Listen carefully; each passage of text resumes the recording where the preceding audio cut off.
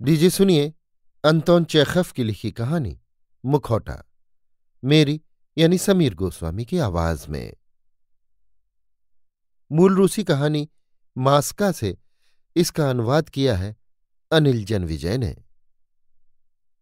एक शहर के सार्वजनिक क्लब में किसी संस्था की सहायतार्थ बाल नृत्य का कार्यक्रम आयोजित किया गया था। उस शहर की नवयुवतियां इस नृत्य कार्यक्रम को मुख्य नृत्य कार्यक्रम कहकर पुकारती हैं। आधी रात बीत चुकी थी। क्लब में बैठे हुए बुद्धिजीवी वर्ग के उन लोगों के चेहरे खुले हुए थे जो इस नाच में भाग नहीं ले रहे थे। बाकी सभी लोगों ने अपने अपने चेहरों पर मुखौटे लगा रखे थे। क्लब के वाचनालय में रखी हुई एक बड़ी सी मेज के चारों ओर 5 व्यक्ति अपने अपने चेहरे अखबारों के पन्नों में धंसाए बैठे हुए थे। इनमें से किसी भी आदमी की नाक और दाढ़ी भी नजर नहीं आ रही थी।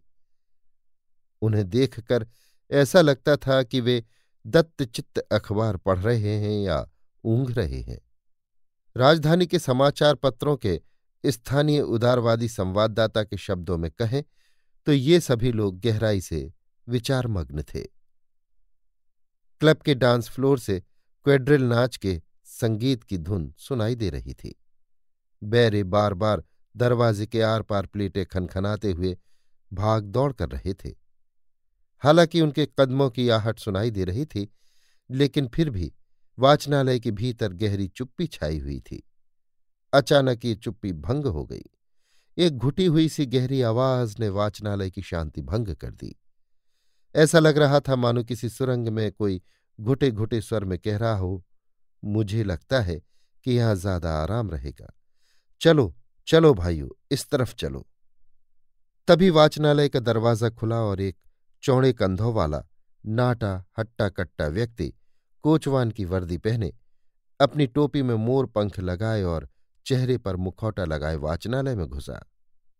उसके पीछे मुखौटा लगाए 2 महिलाएं थीं और हाथ में ट्रे उठाए एक बैरा था। ट्रे में चौड़े पैंदे वाली मदरा की 1 बोतल, लाल शराब की 3 बोतलें और कई गिलास रखे थे। इस तरफ यहां ज्यादा ठंडा रहेगा, उस आदमी ने कहा। ट्रे मेज पर रख दो, लड़के बैठ जाओ। जे वू प्री आ ल्या त्रिमोंत्रन, आइए मैं आप लोगों को भी आमंत्रित करता हूं, फ्रांसीसी में। और आप सज्जनों, जरा जगह दीजिए, आपका यहां कोई काम नहीं। वो थोड़ा सा डगमगाया और अपने हाथ से मेज को झाड़ते हुए मेज पर रखी कई पत्रिकाएं नीचे फर्श पर गिरा दी। यहां मेज पर रख दो ट्रे। और आप पढ़ने वालों सज्जनों, रास्ते से हट जाइए। ये आपकी राजनीति या अखबार पढ़ने का वक्त नहीं है।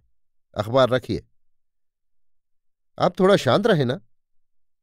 पढ़ाकू ज्ञानियों में से एक अपने चश्मे के पीछे से मुखौटे वाले को घूरता हुआ बोला, ये वाचनालय है, बार नहीं। ये शराब पीने की जगह नहीं है। कौन कहता है? क्या मेज मजबूत नहीं है या हमारे ऊपर छत आ गिरेगी? क्या मजाक है।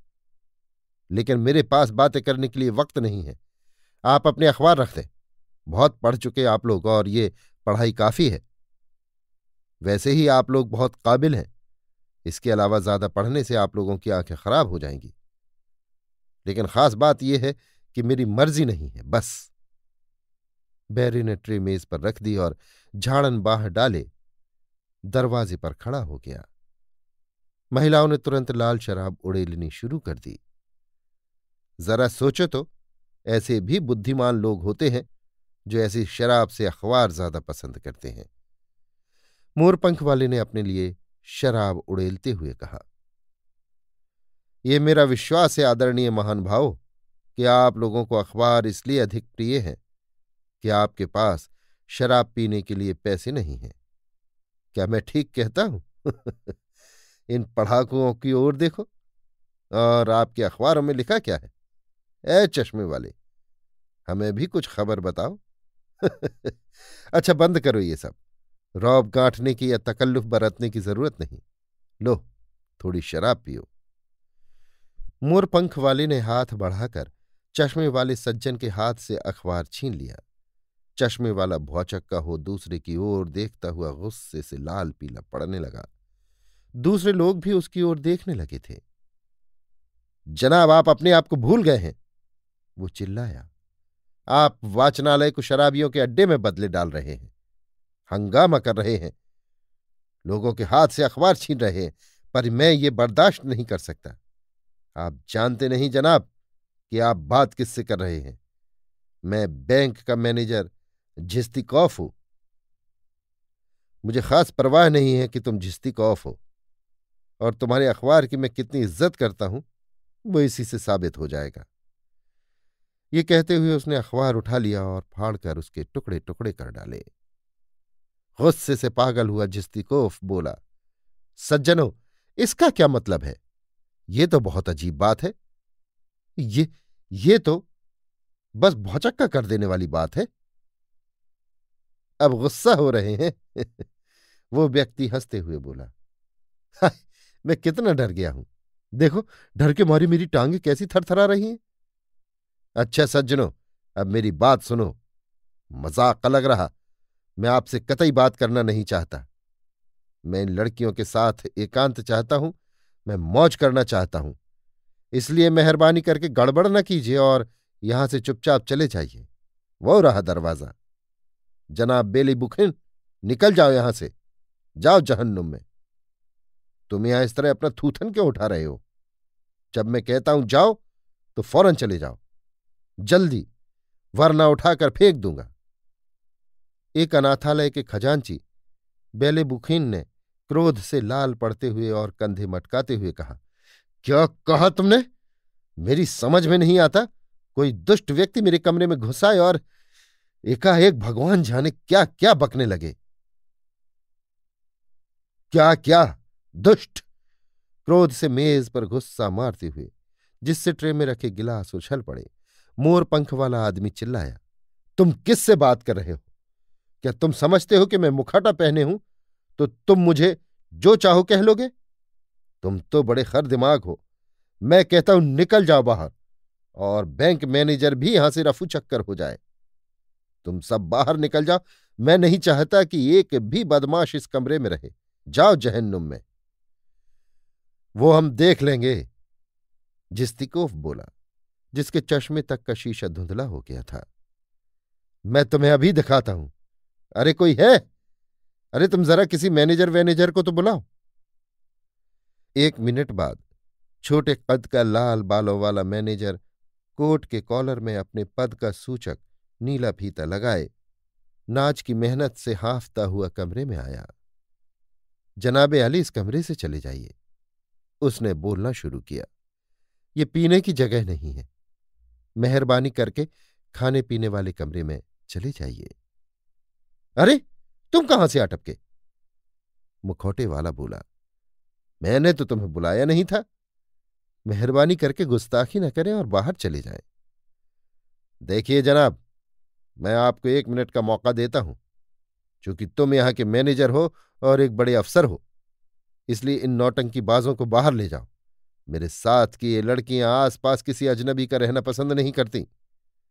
अजनबियों को देखकर वे शर्माती हैं, और मैं अपने पैसे की पूरी पूरी कीमत चाहता हूं, और उन्हें बिल्कुल वैसा ही देखता हूं जैसी वे इस जमीन पर आई थी। निश्चय ही ये सुअर ये नहीं समझ रहा कि वो अपने सुअर खाने में नहीं है। जिस्तिकोफ चिल्लाया, ये वस्त्रत स्प्रिदोनिच को बुलाओ। ये वस्त्रत स्प्रिदोनिच? सारे क्लब में उसको पुकारा जाने लगा। ये वस्त्र स्प्रिदोनिच कहाँ है? और शीघ्र ही वो आ पहुंचा। पुलिस की वर्दी में वो एक बूढ़ा आदमी था। भारी गले से अपनी डरावनी आंखें तरेरते हुए और ऐंठी हुई अपनी मूछें हिलाते हुए बोला, मेहरबानी करके कमरा छोड़ दें। सचमुच तुमने तो मुझे डरा दिया। मजा लेकर वो व्यक्ति हंसते हुए बोला, भगवान की कसम, बिल्कुल डरा दिया। कैसी मजाकिया सूरत है। खुदा की कसम, बिल्ली की सी मूछें हैं, बाहर निकल पड़ रही आंखें। ओफ! गुस्से से कांपता अपना सारा दम लगाकर यह वस्त्र स्प्रिदोनिच चीखा, बहस बंद करो, निकल जाओ, वरना मैं तुम्हें बाहर फेंकवा दूंगा। वाचनालय में हंगामा मचा हुआ था। गुस्से से टमाटर की तरह लाल पड़ गया यह वस्त्र स्पृदों ने चिल्ला रहा था।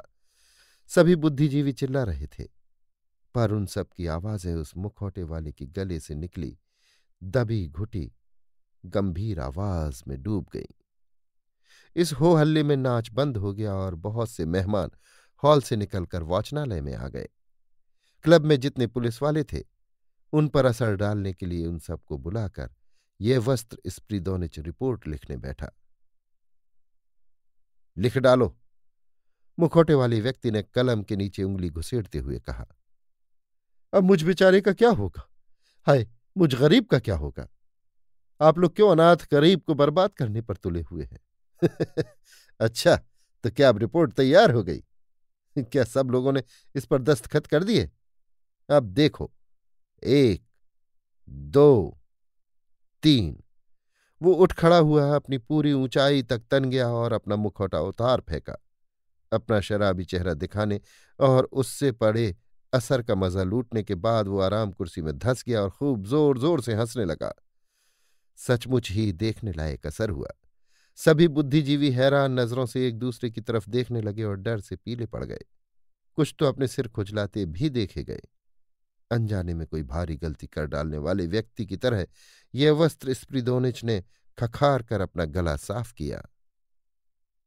सबने पहचान लिया कि झगड़ालू व्यक्ति पुश्तैनी इज्जतदार नागरिक स्थानीय करोड़पति योगोर निलिफ पितिगोरफ है, जो अपनी हुल्लड़बाजी और अपनी उदारता के लिए मशहूर है और जिसके शिक्षा प्रेम के बारे में स्थानीय समाचार पत्र लिखते थकते नहीं थे। क्या अब आप लोग यहां से जाएंगे या नहीं? थोड़ा रुककर पितिगोरफ ने पूछा। पंजों के बल चलते हुए बिना एक भी शब्द कहे बुद्धिजीवी लोग कमरे के बाहर निकल गए और उनके पीछे पितिगोरफ ने दरवाजा बंद कर ताला लगा दिया। तुम जानते थे कि वो पितिगोरफ है? यह वस्त्र स्प्रिदोनच ने कुछ देर बाद वाचनालय में शराब ले जाने वाले बैरे के कंधे झंझोड़ते हुए भारी आवाज में कहा। तुमने कुछ कहा क्यों नहीं? उन्होंने मुझे मना जो किया था। मना किया था? ठहर बदमाश, मैं तुझे जब 1 महीने के लिए जेल में ठूंस दूंगा तब तुझे पता चलेगा कि मना किया था कि क्या मानी होते हैं। निकल जाए यहां से। फिर बुद्धिजीवी लोगों की ओर मुड़ते हुए बोला, और आप लोग भी खूब हैं, हुड़दंग मचा दिया जैसे। 10 मिनट के लिए आप वाचनालय छोड़ नहीं सकते थे? खैर, सारी गड़बड़ और मुसीबत आपकी ही बुलाई हुई है और आप लोग ही अब निपटिए इससे। अरे साहब, भगवान के सामने कहता हूं, मुझे ये तरीके पसंद नहीं है, कतई पसंद नहीं है। मायूस, परेशान, पछताते हुए बुद्धिजीवी एक दूसरे से फुसफुसाते हुए बात कर रहे थे और क्लब में इधर उधर घूम रहे थे, उन लोगों की तरह जिन्हें आने वाली मुसीबत का पता लग गया हो। उनकी बीवियों और बेटियों पर यह सुनकर खामोशी छा गई कि पितिगोरफ बुरा मान गए हैं, नाराज हैं और वे अपने घर चल दी। नाच बंद हो गया। रात 2 बजे पितिगोरफ वाचनालय से बाहर निकला। वो नशे में झूम रहा था। हॉल में आकर वो बैंड की बगल में बैठ गया और बाजों की धुन पर ऊँघने लगा। ऊँघते ऊँघते उसका सिर संतप्त मुद्रा में लटक गया और वो खर्राटे लेने लगा। बंद करो बाजे, बैंड वालों को इशारा करते हुए मैनेजर बोला। श्श, योगोर निलिच सो गए हैं। क्या मैं आपको आपके घर तक पहुंचाऊं? योगोर निलिच? करोड़पति के कान तक झुकते हुए बेलेबुखिन ने पूछा। पितिगोरफ ने होठ बिचकाए, मानो गाल पर बैठी कोई मक्खी उड़ा रहा हो। क्या मैं आपको घर तक पहुंचाऊं? बेलेबुखिन ने फिर कहा। या आपको गाड़ी लाने को कह दूं? क्या? तुम क्या चाहते हो? आपको घर पहुंचाना। सोने का समय हो गया है ना। घर? मैं घर जाना चाहता हूं, मुझे घर ले चलो। खुशी से दमकता हुआ बेलेबुखिन पितिगोरफ को सहारा देकर उठाने लगा। बाकी बुद्धिजीवी भी भागते हुए वहां आ पहुंचे और खुशी से मुस्कुराते हुए उन सब ने मिलकर उस खानदानी इज्जतदार नागरिक को उठाया और बड़ी सावधानी के साथ उसे गाड़ी तक पहुंचा दिया। कोई कलाकार, कोई अत्यंत प्रतिभाशाली व्यक्ति ही हम सबका ऐसा मजाक उड़ा सकता है। करोड़पति को गाड़ी में बैठाते हुए प्रसन्नचित्त जिस्तिकोव बड़बड़ाया। मैं तो सचमुच आश्चर्यचकित हूं, यगोर नीलिच। मैं हंसी नहीं रोक पा रहा, अब भी नहीं। और हम सब इतने उत्तेजित हो गए और गड़बड़ करने लगे। आप विश्वास करें, मैं नाटक में भी कभी इतना नहीं हंसा। हास्य की कितनी गहराई! जिंदगी भर ये सांझ मुझे याद रहेगी, इसे मैं कभी नहीं भूल सकता। पिति गौरव को विदा करने के बाद बुद्धिजीवी लोग प्रसन्न व आश्वस्त हो गए। जिस्तिकोफ ने खुशी से डींग मारी। उन्होंने मुझसे हाथ मिलाया, तो अब सब ठीक है, वो नाराज नहीं है। लंबी सांस लेकर ये वस्त्र स्प्रीदोनिच बोला, भगवान करे वो नाराज ना ही हो। वो बदमाश है, खराब आदमी है, पर वो हमारा हितकारी है। हमें होशियारी बरतनी चाहिए। अभी आप सुन रहे थे अंतोन चेखव की लिखी कहानी मुखौटा, मेरी यानी समीर गोस्वामी की आवाज में। मूल रूसी कहानी मास्का से इसका अनुवाद किया था अनिल जनविजय ने।